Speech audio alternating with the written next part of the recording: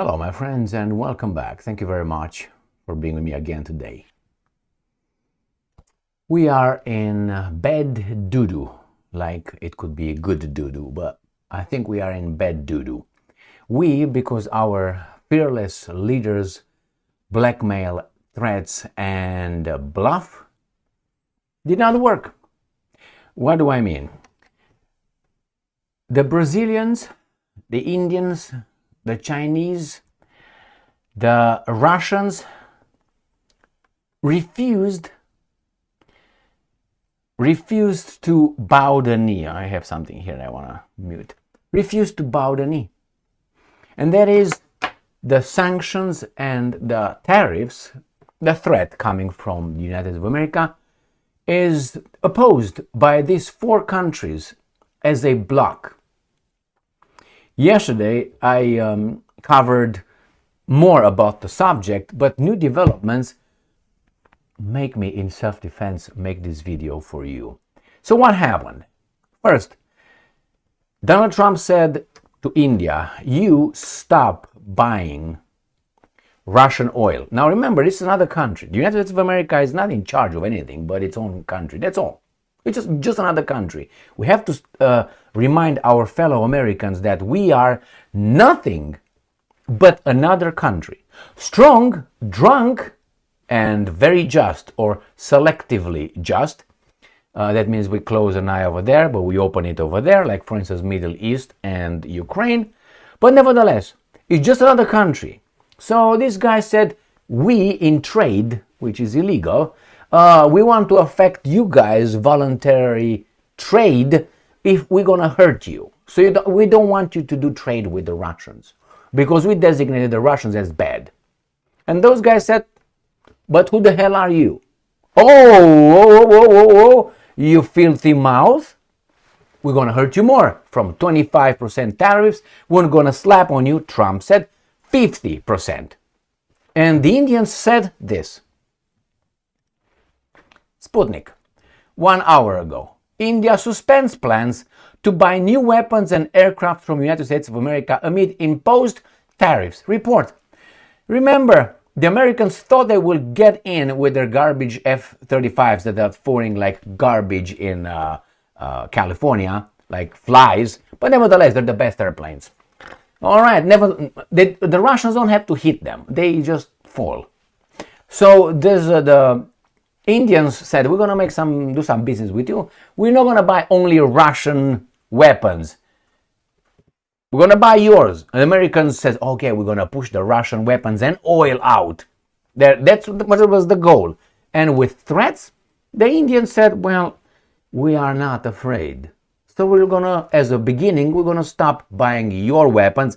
And probably we're going to maximize buying the Russian weapons. That tells me they showed us through the imbecile, the middle finger. Now, I'm not saying that Trump should not have been tried this, but a little bit of a measure of a calculated risk. That is, in case you are called out, your bluff is called out, you are embarrassed because everybody else is watching and they will see your limitations. Therefore, everybody's going to say, they can't kneel Russia in Ukraine. They can't destroy economically China.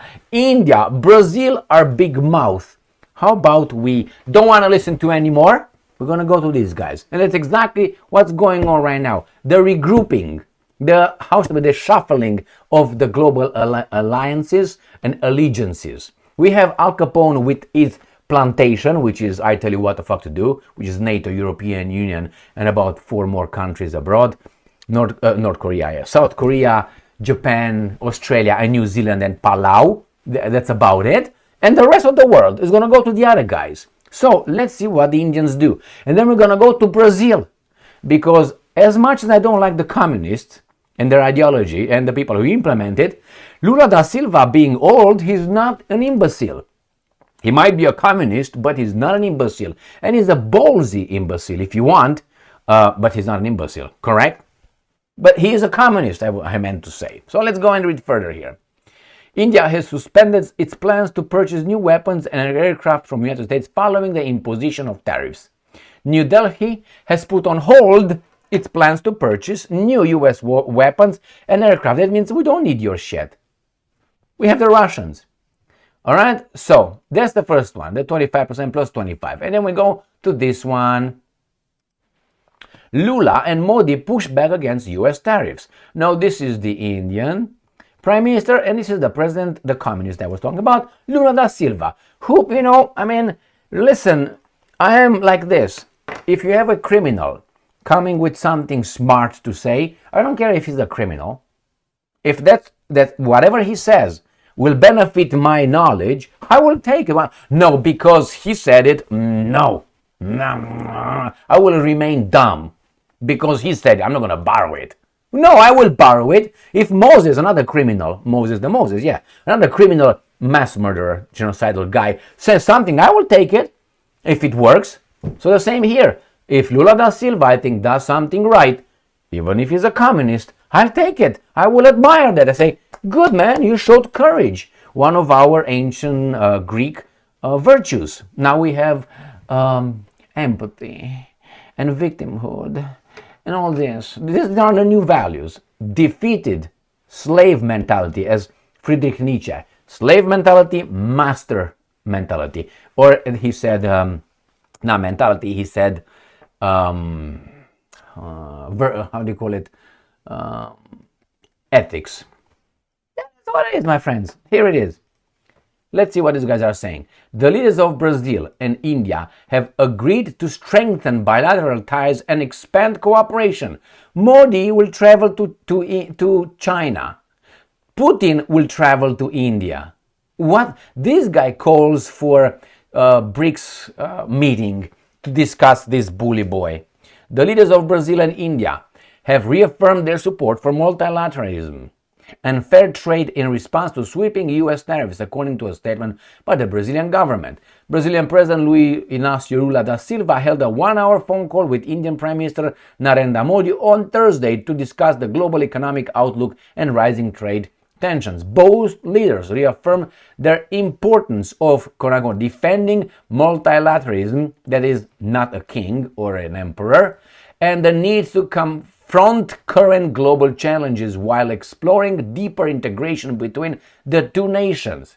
The talks came after US President Donald Trump imposed 50% tariffs on Brazilian goods on June 30th, citing the prosecution of former Brazilian President Jair Bolsonaro. So that means, remember when this guy said no internal involvement in our internal affairs, whatever, no interference, remember? But we interfere in everybody else's business. Why? We're just another country, I have to remind you. We're just another country, somehow. Anyway, so this is, these guys get together, Russia as well, India as well, the BRICS are going to stop us because of Bolsonaro, you tell me? Well, they say national security and all the garbage. This is like mafia. You prosecute my boy in your neighborhood, we're going to hurt you. That's exactly how it is. Trump applies the same, probably, tactics he applies in New York. He has been applying in New York because it works over there. Blackmail, bazaar kind of things, big lies, that's New York's. Anyway, so then gets me to the last topic, or at least last article right here. This comes from Fox News. World leader refuses to, quote-unquote, humiliate himself with Trump trade negotiations. Brazil's president calls US tariffs unacceptable blackmail. I think that's exactly what they are, the tariffs. It's a protection fee. As President Donald Trump's global tariffs go in effect, Brazil's President Lula Inácio Lula da Silva, Luiz da Silva, remains staunchly opposed to making deals with the US. Well, I thought the deals are voluntary deals in capitalism. The South American leader has been an outspoken critic of US tariffs, which he sees as bullying tactics. And I'm quoting, "The day my intuition says Trump is ready to talk, I won't hesitate to call him," Lula told Reuters. And I'm quoting again, "But today my intuition says he doesn't want to talk, and I won't humiliate myself." One of the foundational rules or the primordial rules in order to be respected by other people is to respect yourself. That means you have to express your limits, your red lines, and stick to them. Then that means you have kind of principles. The principles could be, let's say, negative principles or positive principles. I know principles are supposed to be only positive, but for the sake of the argument, you understand what I'm trying to say. So this guy says, you know what? This is how far I go. Beyond that, I won't do that.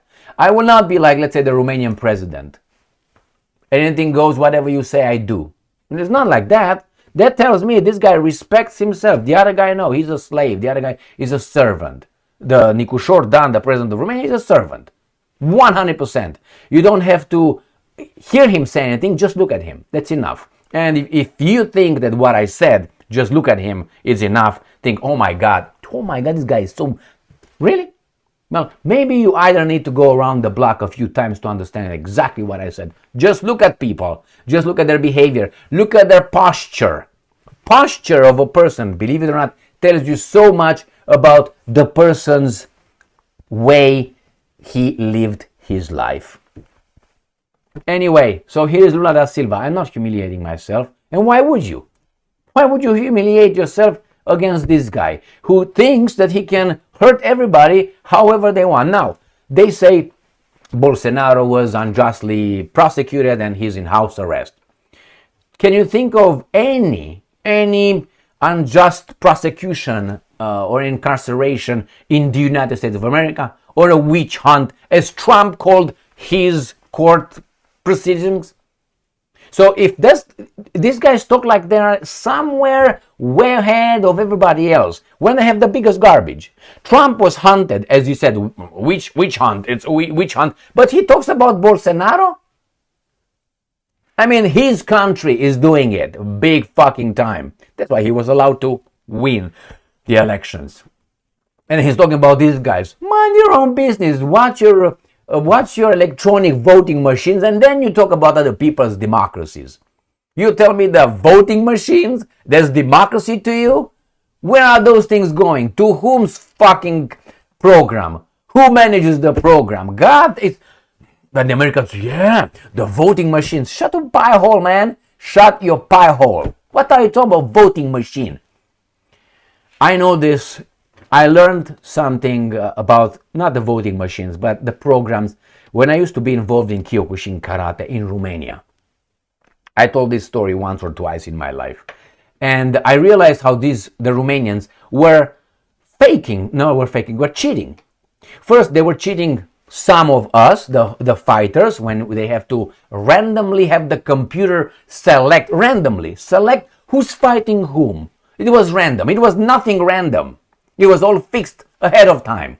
When they pushed the button in front of everybody to show us the random selection, that was already pre-selected. The screen was coming pre-selected. So you were fighting the heaviest, how should I put it, branch, and the guy who was supposed to win was fighting the easiest branch. What a lucky guy. But it was, how should I put it, a pattern. You could see the pattern. You were fighting always the hardest guys, and the guy was having people who were quitting from his dojo, from his training camp, people who were weaker. He would get in the final, let's go, rested, and you will go again fucked up. So you already started from this. That's how they did it. And how I learned that while I got in the Romanian organization, not as a fighter anymore, but as a referee, as a person involved in other things. So it was a European championship for juniors in Romania, and I saw how the Romanians were doing. My fellow Romanians, and I asked these guys, so this is the way you did to me when I was competing? And the guys turned around at me laughing, said, yes. So when these guys are telling me about the voting machines, which is something bigger, much bigger at stake than the freaking fight in Kyokushin in goddamn Romania, you tell me these guys are Man, these are baboons, man. These are so naive. That's why Zelensky is going to give you all the receipts for all the weapons you guys send. Why? Because he can print how many fucking receipts he wants. This is la mintia grini, man. It's like the level of baboons, man. Yeah, this is the receipt. Yeah, this is the evidence. He can give you, if you want, videotapes of how the weapons were distributed to the right people. They can do whatever. These guys are so naive. That's why they are so. Anyway, that's good to one point. So here, my friends, this guy is respecting himself. He said, no, when I think that Trump is able to communicate as an equal at least and really negotiate without blackmailing and bullying and threatening and so on, then I will call him. Otherwise, I will not humiliate myself over there to listen to him to say, no, you do this, but otherwise I will do this. Like he's in charge. Why are you in charge? You're not in charge. You're more rotten than these guys over there. They're rotten, you're rotten. Who's not rotten? You tell me. I know, Jesus Christ and all these guys, but we're not them, right? It doesn't mean we should not try to fix our own house. I don't come to your house and fix your house. I tell you, unless you fix your domestic situation, I'm not going to do business with you. Like he can't do the same thing with you. You have a shitty domestic situation in the same way. But no, we are better. You are just another country. That's all. Thank you very much for being with me again today. Stay strong, stay smart, look for the truth, and be just.